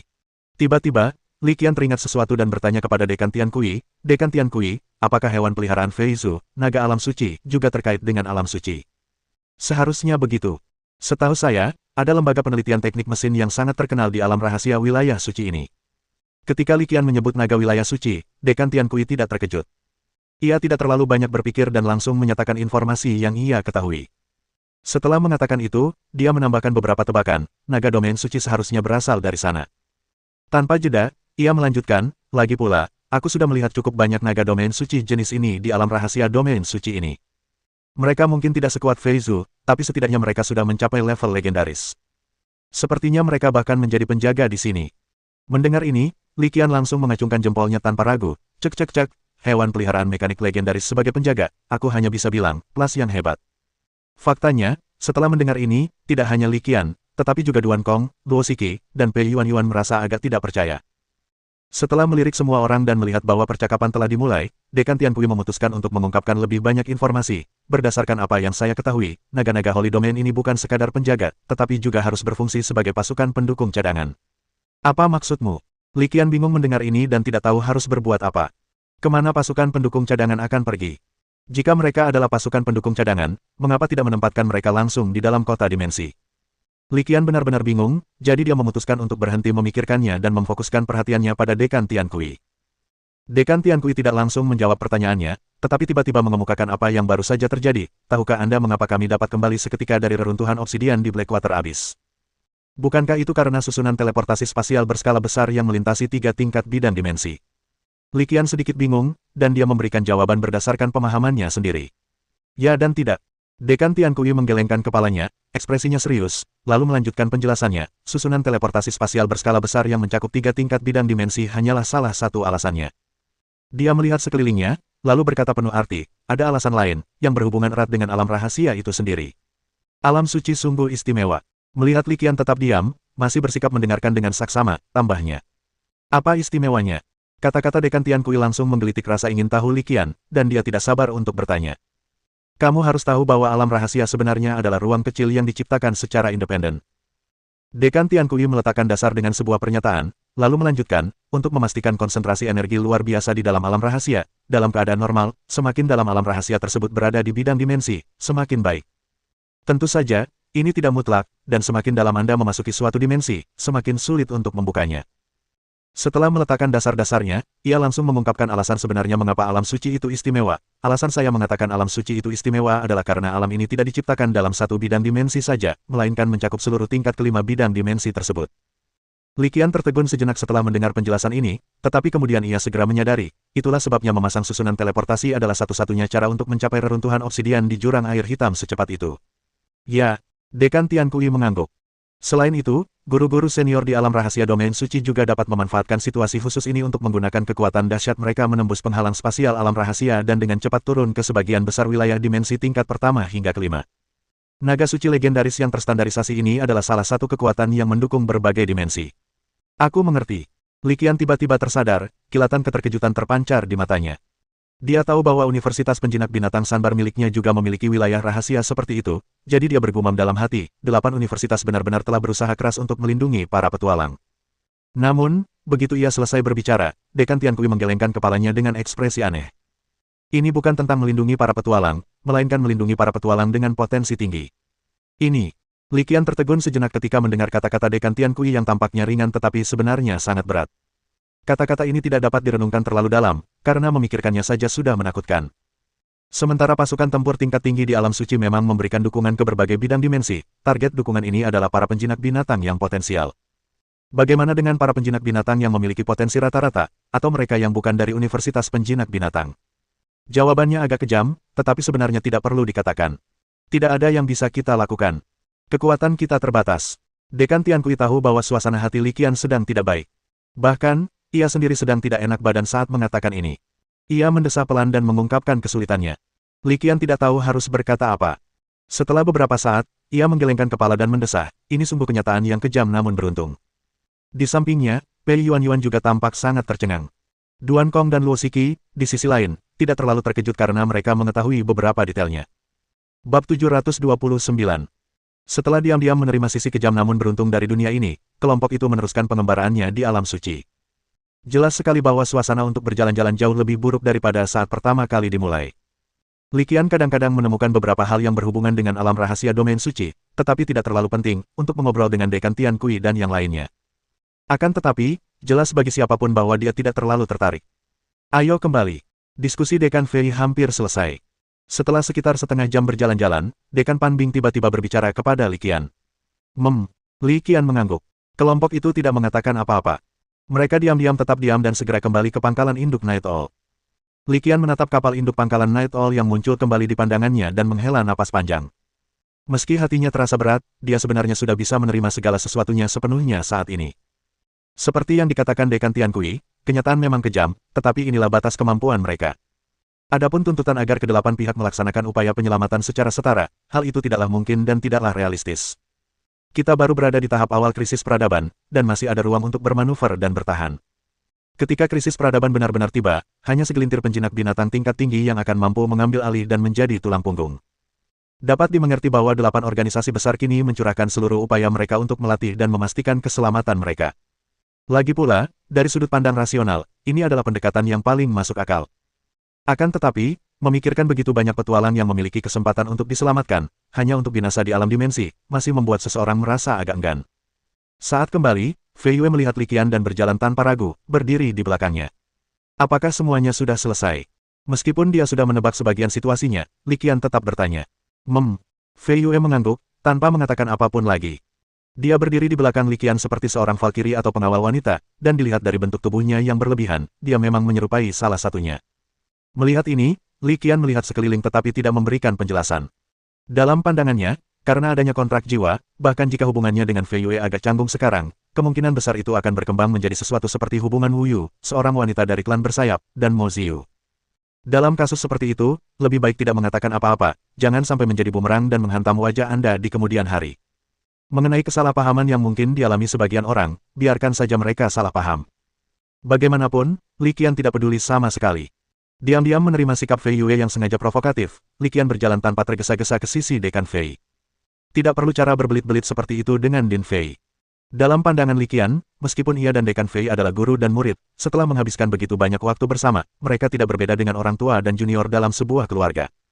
Maka ia pun langsung bertanya, Dekan Fei, bagaimana pembagian keuntungan klan Obsidian? Universitas Penjinak Binatang Pulau Pasir kita tidak mengalami kerugian apapun, kan? Kau pahlawan operasi ini, dan dengan prestise Universitas Penjinak Binatang Pulau Pasir kita, jangan khawatir, kau tidak akan menderita kerugian apapun. Dekan Fei tersenyum dan menepuk kepala Li Qian, tetapi Li Qian tampaknya tidak peduli sama sekali. Tanpa jeda, ia melanjutkan, kepentingan utama dalam mengambil alih Night Owl, yang merupakan pangkalan induk klan Obsidian, terdiri dari 3 bagian. Melihat Dekan Fei bersedia menjelaskan berbagai hal secara rinci, Li Qian segera mengambil sikap mendengarkan dengan penuh perhatian. Kalau dia yang menangani masalah seperti ini, tentu dia akan sabar dan teliti. Bukannya aku tidak bisa mengatasinya, tetapi aku sama sekali tidak tertarik dan merasa itu hanya membuang-buang waktu. Namun semuanya telah diselesaikan, dan dilihat dari hasilnya, tidak ada masalah sama sekali. Lagi pula, ia memiliki Dewi Klan Obsidian di sisinya, yaitu Scarlet Moon. Mempelajari lebih lanjut tentang bagaimana peradaban manusia menangani sisa-sisa klan Obsidian pasti akan bermanfaat bagi Li Qian. Solusinya sebenarnya cukup sederhana. Pertama adalah Night Owl. Kapal induk pangkalan ini cukup maju teknologinya. Bahkan dengan teknologi peradaban manusia, membangun struktur seperti itu akan membutuhkan biaya yang sangat besar. Mengingat ukuran induk pesawat yang sangat besar, yang membuatnya cukup merepotkan untuk dipindahkan, dan terutama karena ia merupakan target yang cukup mencolok, tidak ada niat untuk memindahkannya. Berdasarkan konsensus yang dicapai oleh universitas-universitas, pangkalan induk akan tetap berada di Universitas Penjinak Binatang Jiangnan, di dalam wilayah suci ini. Namun, 7 sekolah lainnya memiliki hak untuk mengirim orang untuk melakukan penelitian, dan Universitas Jiangnan Yuzhou harus terbuka tanpa syarat. Tentu saja, tingkat penelitiannya tidak bisa terlalu rendah.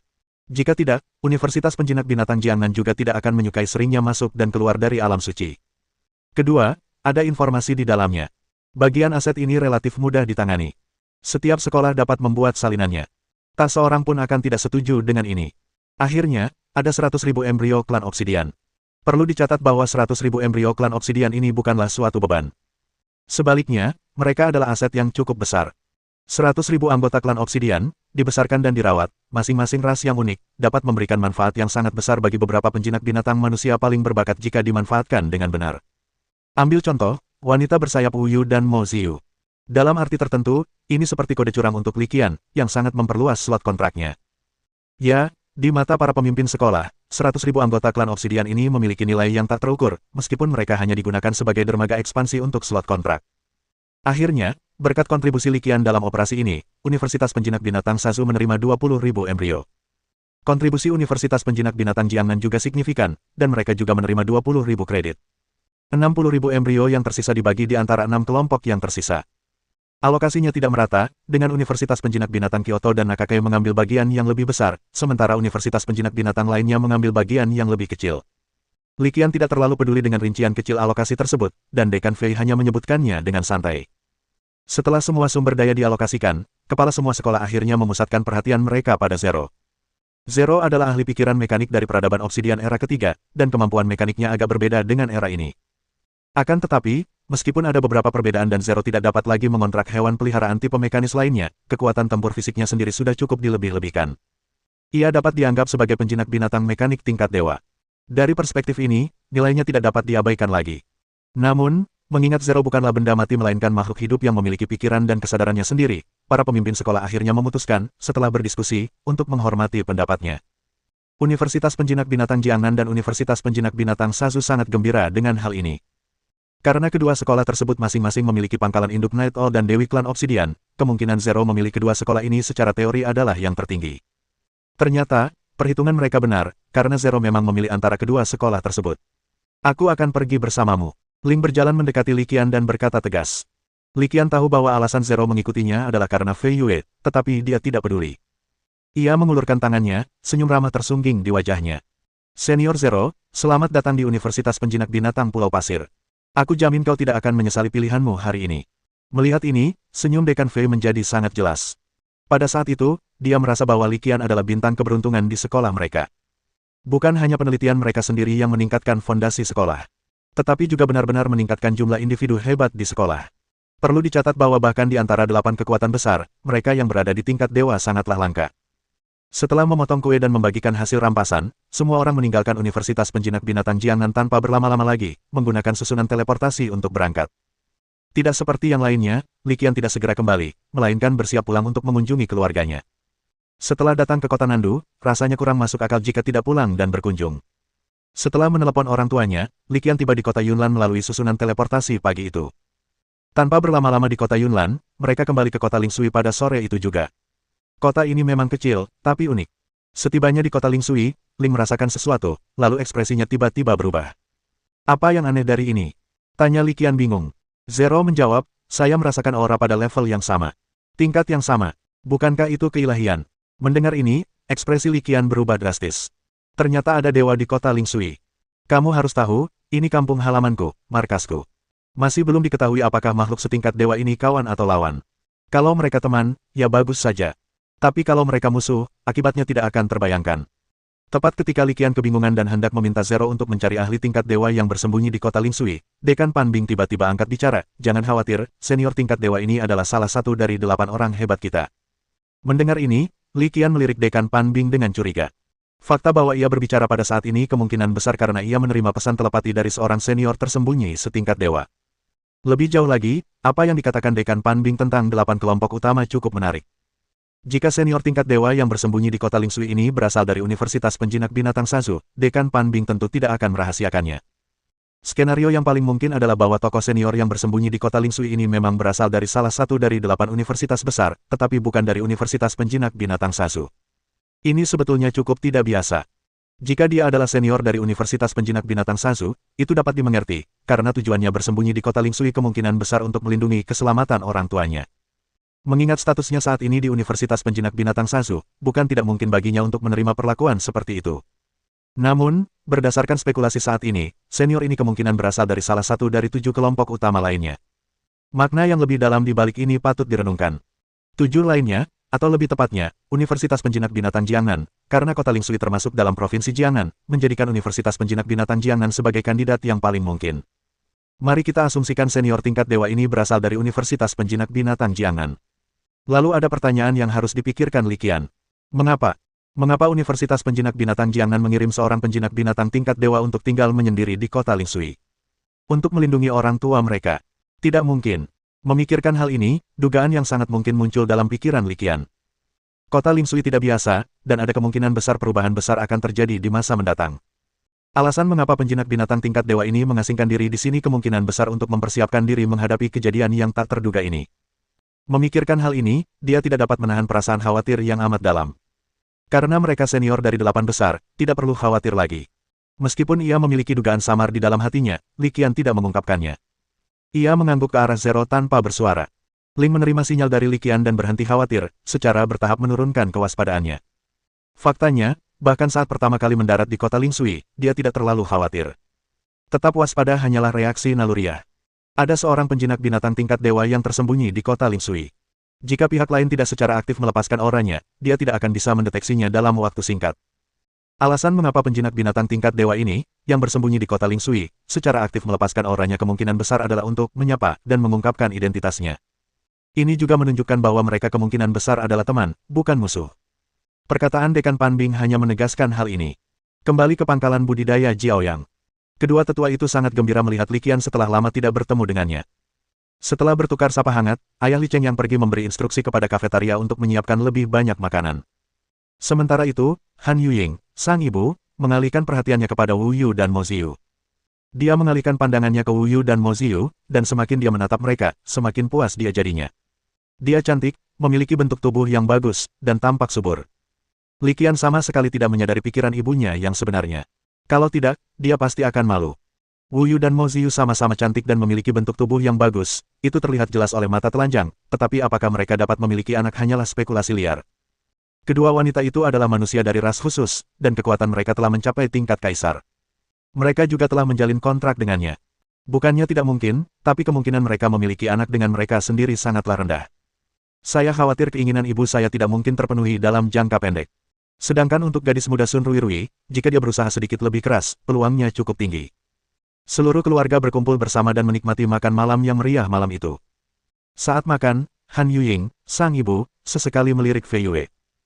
Intuisinya mengatakan bahwa meskipun Fei Yue bertubuh bagus, ia lebih tinggi daripada putranya dan, dilihat dari penampilannya, jelas bukan perempuan biasa. Hubungannya dengan putranya juga tampak agak istimewa. Namun, setelah melirik Wu Yu dan Mo Ziyu lagi, dia menekan rasa penasarannya. Hubungan seperti ini seharusnya dibiarkan berkembang secara alami, seperti Wu Yu dan Mo Ziyu. Dia adalah menantunya, dan cepat atau lambat dia tidak bisa lepas darinya. Sedangkan untuk penampilan, tinggi badan, dan warna kulit, dia tidak terlalu memperdulikannya, yang penting anaknya suka. Lagi pula, menjadi tinggi belum tentu merupakan hal yang buruk. Setidaknya itu memastikan bahwa keturunan Anda tidak akan pendek.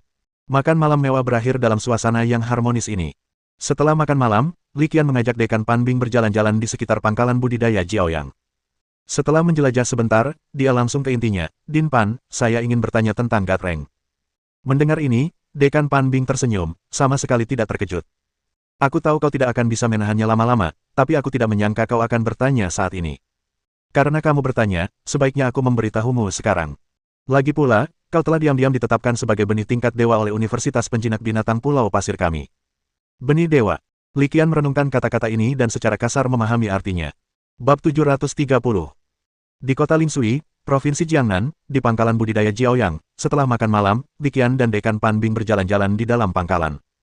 Li Qian ingin mengajukan beberapa pertanyaan tentang tingkat dewa, dan kebetulan, Dekan Pan Bing tidak berniat menyembunyikan apapun. Dekan Pan Bing baru saja dipromosikan ke peringkat legendaris, dan Li Qian menduga bahwa dia mungkin mengetahui banyak informasi. Sekalipun informasi yang dimilikinya tidak lengkap, setidaknya ia seharusnya memiliki pemahaman umum. Ternyata, tebakannya benar. Dekan Pan Bing memang tahu banyak tentang pangkat dewa. Ia tidak menyembunyikan apapun dan berbicara langsung, menjelaskan secara rinci, ketika berbicara tentang pangkat dewa, kita harus menyebutkan pangkat legendaris. Pangkat legendaris bisa dikatakan sebagai pangkat dewa persiapan. Alasan mengapa level legendaris begitu penting, dan mengapa begitu berbeda dari level roh suci, terletak di sini. Pada titik ini, Dekan Pan Bing tiba-tiba terdiam, lalu bertanya dengan penuh arti, apakah Anda tahu tentang keterampilan ilahi? Li Qian mengangguk, mengakui bahwa dia telah melihat informasi ini dari Fei Yue melalui bakat penjinak binatang miliknya, mata penglihatan sejati. Melihat bahwa Li Qian tahu tentang keterampilan ilahi, Dekan Pan Bing melanjutkan, keterampilan ilahi sebenarnya disebut keterampilan ilahi berbasis aturan. Keterampilan ilahi berdasarkan aturan. Li Qian merenungkan istilah itu dengan saksama, dan perlahan, ia memahami beberapa makna yang tidak biasa dan mendalam. Dekan Pan Bing menyatakan dengan tenang dan tanpa tergesa-gesa, dengan nada yang sangat tenang, inti dari keterampilan ilahi aturan terletak pada kata, aturan, itu sendiri. Selanjutnya, Dekan Pan Bing menghabiskan waktu menjelaskan apa saja aturannya. Terbit dan terbenamnya matahari dan bulan adalah aturannya, pasang surutnya air laut adalah aturannya, tumbuhnya kuncup bunga musim semi adalah aturannya, selimut salju musim dingin adalah aturannya. Aturannya terlihat, namun tak terlihat. Aturannya nyata, namun tak nyata. Aturan merupakan segala sesuatu di dunia, dan segala sesuatu di dunia hanyalah manifestasi dari aturan. Singkatnya, aturan ada di mana-mana, namun sangat sulit dipahami. Mendengar ini, Li Qian masih dipenuhi keraguan, tetapi dia sudah membentuk beberapa wawasan dan dugaan dalam benaknya. Dekan Pan Bing memfokuskan pandangannya pada Li Qian, nadanya tidak lagi tenang, tetapi sedikit gemetar. Li Qian, apakah kamu tahu perbedaan terbesar antara tingkat legendaris dan tingkat roh suci? Aturan. Mendengar ini, Li Qian teringat kata-kata Dekan Pan Bing dan mengucapkan dua kata dengan tenang. Dekan Pan Bing melirik pangkalan kultivasi kebanggaan matahari, lalu tersenyum, raut kepuasan terpancar di matanya. Ya, begitulah aturannya. Memahami aturan dan kemudian menerapkannya adalah tanda kemajuan ke level legendaris, dan itu juga merupakan kemampuan inti dari hewan peliharaan legendaris. Namun, aturan adalah kebenaran yang mengatur jalannya segala sesuatu di dunia, yang melibatkan hakikat alam semesta ini. Sekalipun hanya setetes air di lautan, sangatlah sulit untuk memahaminya. Khususnya hewan peliharaan liar, kemungkinan mereka memahami aturan yang sesuai sendiri sangatlah rendah, hampir bisa diabaikan. Li Qian sedikit mengernyit saat mendengarkan perkataan Dekan Pan Bing, merasakan sesuatu yang tidak biasa di dalamnya. Setelah berpikir sejenak, masih belum mengerti, ia langsung bertanya, mengapa Anda secara khusus menekankan hewan peliharaan liar? Apakah ada perbedaan antara hewan peliharaan kontrak dan hewan peliharaan liar? Memang berbeda, dan perbedaan ini memiliki dampak yang sangat signifikan, ujar Dekan Pan Bing sambil memimpin jalan, seolah-olah tempat ini adalah kampung halamannya. Manusia adalah makhluk paling cerdas, dan mereka memiliki keunggulan unik dalam hal pemahaman, yang tak tertandingi oleh makhluk hidup lain, setidaknya di zaman kita. Setelah membuat kontrak dengan hewan peliharaan, seorang penjinak binatang buas dapat menyelaraskan pemahamannya tentang aturan dengan hewan peliharaannya melalui kontrak tersebut. Sederhananya, ini seperti memberi hewan peliharaan Anda kode curang yang memberinya tingkat pemahaman jauh melampaui hewan peliharaan biasa. Dengan bantuan penjinak binatang manusia, hewan peliharaan akan mengalami peningkatan kualitatif dalam pemahaman mereka tentang aturan. Inilah sebabnya mengapa ada perbedaan besar antara hewan peliharaan kontrak dan hewan peliharaan liar dalam hal memahami aturan dan mencapai legenda. Seperti yang satu adalah seorang penipu dan yang satunya adalah pemain biasa. Perbedaannya sangat besar, dan itu hal yang wajar. Mendengar ini, Li Qian terharu, tetapi kemudian sesuatu tiba-tiba terlintas di benaknya, dan ia langsung bertanya, Dekan Pan, Anda mengatakan bahwa penjinak binatang manusia dapat menyelaraskan pemahaman mereka tentang aturan dengan hewan peliharaan mereka melalui kontrak jiwa. Apakah itu berarti penjinak binatang itu sendiri harus terlebih dahulu? Meskipun Li Qian tidak menyelesaikan kalimatnya, Dekan Pan Bing sudah memahami maksudnya, ya, itu berarti para penjinak binatang manusia perlu memahami sendiri aturan-aturan terkait terlebih dahulu. Jadi, secara tegas, syarat untuk menjadi penjinak binatang legendaris bukan hanya 2, melainkan 3, kekuatan mental tingkat legendaris, pemahaman terhadap aturan yang berlaku, dan memiliki setidaknya 1 binatang peliharaan tingkat legendaris. Namun, karena memahami aturan terkait dan memiliki setidaknya 1 hewan peliharaan legendaris saling melengkapi, dalam keadaan normal, kapanpun keduanya disebutkan, keduanya secara langsung terkait dan dianggap sebagai satu kesatuan. Li Qian mendengarkan dengan saksama, sambil merenung dalam-dalam. Raut wajah yang tiba-tiba menyadari sesuatu muncul di wajahnya, seolah-olah ia telah memahami banyak hal. Menurut Dekan Pan Bing, jika seorang penjinak binatang tidak memahami aturan terkait, peluang peliharaannya untuk naik ke status legendaris sangatlah kecil. Dari sudut pandang ini, tidak ada yang salah dengan memperlakukan semuanya sebagai satu kesatuan, meskipun semuanya digabungkan. Dekan Pan Bing melihat reaksi Li Qian, tetapi ekspresinya tetap tidak berubah, dan nadanya kembali tenang sebelum dia berbicara untuk mengungkapkan pendapatnya. Sebenarnya, menurut saya, ketiga unsur tersebut, yaitu kekuatan spiritual legendaris, pemahaman terhadap aturan yang berlaku, dan kepemilikan hewan peliharaan legendaris, tidak dapat dipisahkan dan merupakan prasyarat bagi satu sama lain. Perkataan Dekan Pan Bing membuat Li Qian terdiam, lalu dia pun berpikir keras. Dia terus berbicara tanpa henti, seraya menambahkan, ya, keduanya saling bersyarat. Tanpa kekuatan spiritual legendaris, hampir mustahil untuk melihat esensi fenomena, dan memahami aturan-aturan yang terkait dengannya akan menjadi omong kosong. Tanpa memahami aturan-aturan yang berlaku, hewan peliharaan hampir tidak memiliki harapan untuk mencapai level legendaris. Mendengarkan penjelasan Dekan Pan Bing yang terperinci dan bernuansa, Li Qian menatapnya dan memberinya pandangan terima kasih. Penjelasan mendalam Dekan Pan Bing tentang kisah legendaris itu sangat bermanfaat baginya. Setidaknya ketika dia naik ke peringkat legendaris di masa depan, dia akan mengetahui langkah-langkah spesifik, cara melakukannya, dan cara menghindari risiko. Yang terpenting, informasi ini tidak dibuat-buat, tetapi berdasarkan pengalamannya. Bersambung.